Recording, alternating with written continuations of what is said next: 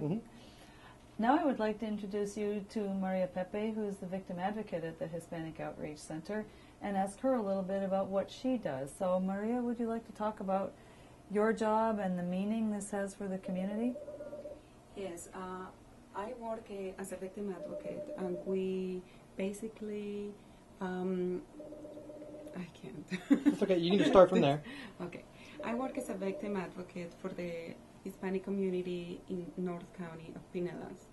And we encourage clients to know their rights, and we inform them about how the justice system will be, and also about all the options that they have when they become a victim of a crime.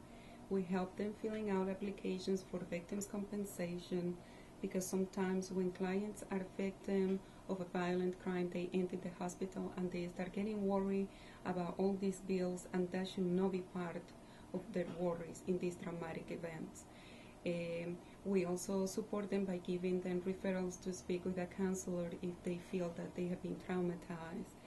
And we connect them with different services, and we normally become the bridge between the client and the state attorney's office or law enforcement office and other agencies in the community.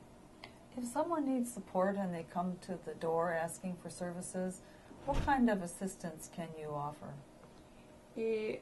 As a victim advocate, the first service or option we give the client is to be there and listen.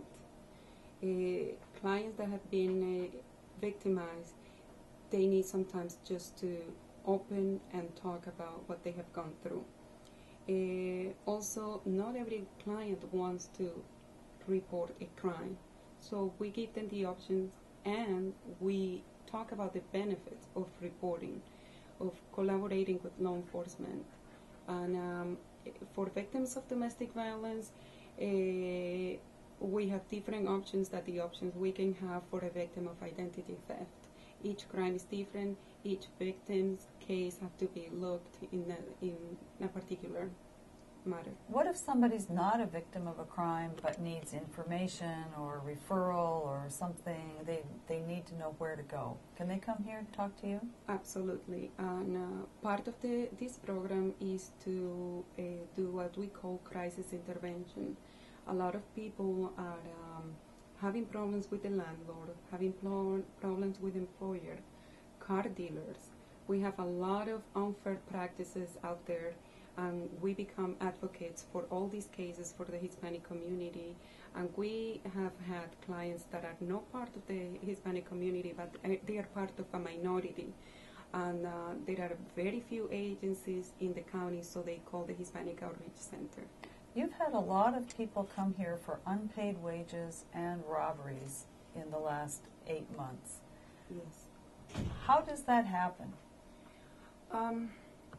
The unpaid wages is a case that becomes with the desperation of a person who doesn't have a way to provide for the home, for the family. So they go and they get picked up by contractors or subcontractors or landscaping business owners, and they work the first week, they get paid the first week. They work the second week, they say, well, we don't have the second week because the people haven't paid me, so I cannot pay you, so what about if you wait for me one more week? They don't want to leave, because by leaving they leave the possibility of getting paid one day. They leave the possibility behind, and then they are working for free, and it's really hard. Sometimes the employer does not plan to ever pay them. Oh yes, and that's most of the time. When we call the employers, the most typical answers from the employers are, well, they are undocumented, or I never know this person, first time I hear this name, or they didn't do the job well. So we have different resources, such as the Department of Labor, some attorneys that volunteer their times, and even the Pinellas County Office for Human Rights can take a look about discrimination cases. Sometimes the solutions are long-term, though. What about the robberies? You worked very closely with Officer Fidelis on the robberies last winter. Yes, Hispanic males were being the target for robberies and in some specific areas of North County. And we heard from somebody that in some counties in Florida, Hispanic males were called the walking ATM machines, which it was really, really sad for us, for the Hispanic Center, to hear that. So we have been encouraging clients to report the crimes. We have been encouraging the client to not carry large amounts of cash with them, to open bank accounts. There are many banks in the area that wants to work with the Hispanic community on this matter. And try to have the employer paying with checks and never, never accept post-dated checks. Mm-hmm. That's a big no. Thank you very much, Maria. I appreciate it. Your Thank work you. is very important, and I know that it takes a lot out of you, too. So Yeah, thank you very much. Thank you. Yeah, I have it. Tell us again who qualifies for your services. I would like to thank you for taking the tour of the Hispanic Outreach Center and meeting all of the staff and hearing what they do. Once again, anyone can come to our center for services. As I said before, we specialize in helping the Hispanic community, and we offer services in Spanish and English, but anyone can come to our door.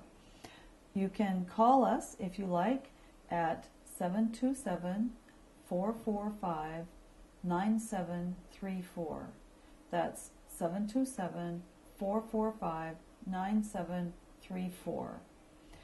Normally, you would contact Maria Pepe at extension 204, or you can also reach Andrea Vendetti at extension 207, and they will help you locate whoever it is that you need. Our address is 612 Franklin Street, Clearwater, 33756. We're in the very west end of Clearwater, north of Court Street, and west of Myrtle. There is a sign on the road at Myrtle that points you in the right direction. Thank you very much for your tour of the Hispanic Center and your interest in learning English. And that's all the time we have for today, so thank you.